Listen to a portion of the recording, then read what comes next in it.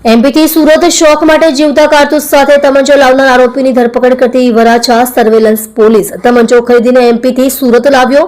અગાઉ પણ મારામારીના કેસમાં ઝડપાયો હતો.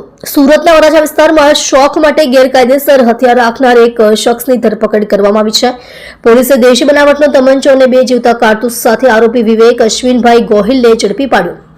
આરોપીની ધરપકડ બાદ પોલીસે પૂછપરછ હાથ ધરી હતી. શોખ પૂરો કરવા માટે એમપીથી સુરત તમંચો લાવ્યો.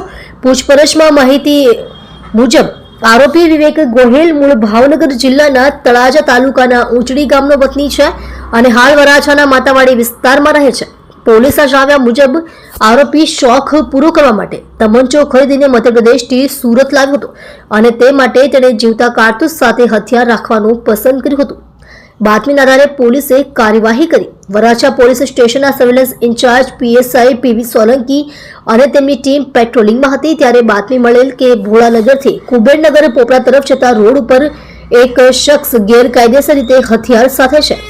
ટોરેન્ટ પાવરના પાછળના ગેટ પાસે પાણીની ટાંકીની પાછળ પોલીસે આ શખ્સને ઝડપી પાડ્યો. તમંચો અને કારતૂસ સાથે પકડાયો.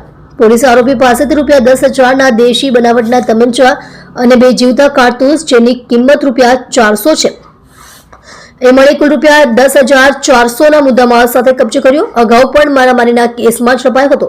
આરોપી વિવેક ગોહિલનો આ પહેલીવારનો ગુનો નથી. તે અગાઉ પણ મારામારીના કેસમાં વરાછા પોલીસ સ્ટેશનમાં તેની સામે આઈપીસી કલમ 323, 504, 506(2) હેઠળ ગુનો નોંધાયો હતો.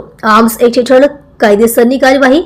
વરાછા પોલીસ સ્ટેશનમાં આર્મ્સ એક્ટની કલમ 25(1)(b)(a) 29 તથા જીપી એક્ટ કલમ 135 હેઠળ ફરિયાદ નોંધી વધુ તપાસ હાથ ધરવામાં આવી રહી છે.